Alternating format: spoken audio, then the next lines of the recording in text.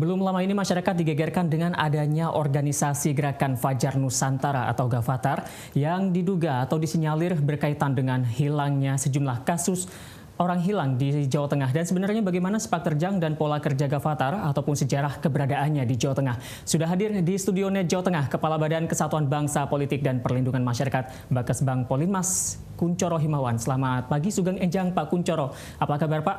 Alhamdulillah baik, selamat pagi Mas Emso. Pak, bagaimana sebenarnya sejarah terdaftarnya organisasi di tahun 2011? Ya, untuk di Kota Semarang, Gavatar telah mendaftarkan pada tahun 2011 dengan syarat-syarat sesuai dengan Undang-Undang Ormas, bahwa pertama dengan anggaran dasar anggaran rumah tangga, ada akta notarisnya, ada kepengurusannya, dengan ada sekretariatnya, artinya kantornya. Itu didaftarkan kepada kami, demikian Mas. Tindakan dari Bakesbang Polinmas sendiri ketika ada surat rekomendasi dari Kemendagri pada 2011 lalu. Sementara SKT yang dikeluarkan oleh Bakesbang Polinmas pada tahun 2012, ini apa Pak? Tadi saya ralat, 2011 daftar kami, 2012 Kemendagri mengeluarkan surat larangan. Nah kemudian karena SKT itu berlaku 3 tahun, 11 daftar, 2014 selesai atau habis, dan ada surat dari Kemendagri untuk pengawasan dan monitoring, nah, termasuk tidak menerbitkan lagi. Nah kami dari Kesbang Pol Kota Semarang tidak memperpanjang SKT Gavatar di Kota Semarang tahun 2014. Artinya setelah tahun 2014, Gavatar sendiri tidak terdaftar di Semarang. Dan apakah ada kegiatan-kegiatan yang dilakukan oleh organisasi ini begitu Pak? Kita monitoring Gavatar setelah 2014, nampaknya sudah tidak ada kegiatan.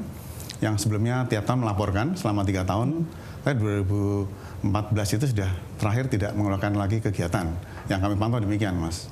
Pak Kuncoro, organisasi ini sudah ada sejak tahun 2011 begitu di Semarang, sudah terdaftar begitu Pak.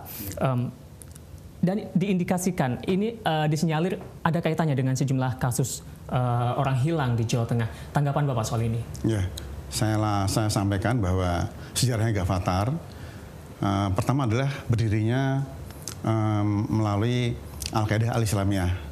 Nah, tahun 2007 ada surat edaran dari Kejagung bahwa melarang organisasi itu, Al-Qaeda Islamiyah.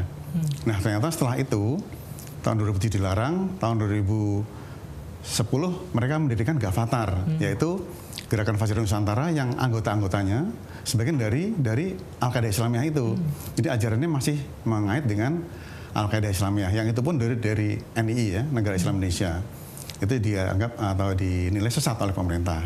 Nah di Kota Semarang kegiatannya kemasyarakatan yang tidak keagamaan, jadi bisa menarik simpati masyarakat Mas. Contohnya kerja bakti massal, pengobatan massal, gerak jalan bersama, termasuk terakhir ada melatih tari di masyarakat. Jadi untuk di Semarang bisa diterima masyarakat Mas. Yeah.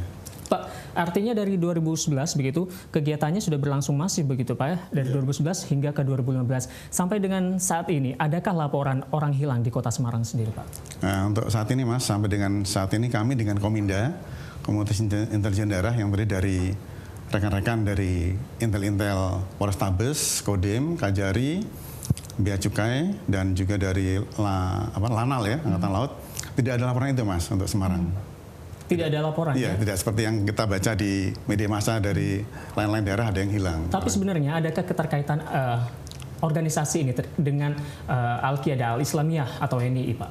Setahu saya memang ajaran demikian ajarannya. Jadi yang atau saya pantau, mereka tidak melakukan sholat, puasa tidak puasa. Tapi satu lagi iurannya juga dari anggota-anggota yang meminta separuh dari gajinya penghasilan diminta untuk kegiatan Gavatar. Tapi di masyarakat mereka membuat suatu gerakan yang cukup halus, cukup menarik simpati masyarakat gitu Mas. Itu kan baru-baru ini Pak ya, indikasi yang seperti itu bisa diketahui oleh massa secara umum begitu Pak. Selama 2011 sampai dengan 2015 adakah kecurigaan dari Bakesbang Polinmas sendiri memantau organisasi Gavatar ini seperti apa Pak di Semarang? Nah itu setelah kami pantau, kita monitor, tidak mencurigakan gerakan ini. Gerakan Gavatar di Semarang nampaknya tidak seperti tempat lain, tapi kondusif dan tidak nampak yang mencurigakan di Semarang ya. Informasinya organisasi ini sering berpindah-pindah tempat begitu. Apa benar begitu? Iya, betul. Pertama yang kami dapatkan tahun 2011 itu di daerah Telogosari, yaitu di Telogo Timun Raya. Kemudian berikutnya pindah ke Semarang Selatan di Lamper Tengah. Nah, itu. Sekarang ini kita baca di koran di Kinibalu Raya, ya, berpindah-pindah tempat betul. Termasuk tiap tahun juga pimpinannya berubah juga, Mas, berganti pimpinan. Berganti pimpinan? Iya. Perubahan pimpinan ini sudah didaftarkan tidak ke Bakes Bangpolin, Mas, Pak, begitu? Mereka tiap tahun kan membuat surat laporan kegiatan dan di sana disebutkan pergantian pimpinannya. Iya. Seperti apa, Pak? Apakah mereka secara reguler begitu? Ya, tiap tahun membuat laporan dengan buku yang cukup baik, program kerja dan hasil-hasil yang dilaksanakan tiap tahun 2011, 11, 12, 13. Nah, itu yang dibuat 3 tahun di kami. 14 sudah nggak ada laporannya. 2014 sudah tidak ada laporan. Selama 2014 sampai dengan 2015 sudah tidak pernah ada laporan lagi, begitu Pak? Iya, betul. Termasuk kegiatan-kegiatan yang tadi berlandaskan sosial seperti donor darah dan penanaman pohon seperti itu? Iya, sudah nggak ada. 2014 sampai sekarang sudah nggak ada kegiatannya yang kami mantau. Baik, kita akan lanjutkan kembali dialog ini, namun kita harus jeda sejenak. Net Jawa Tengah segera kembali.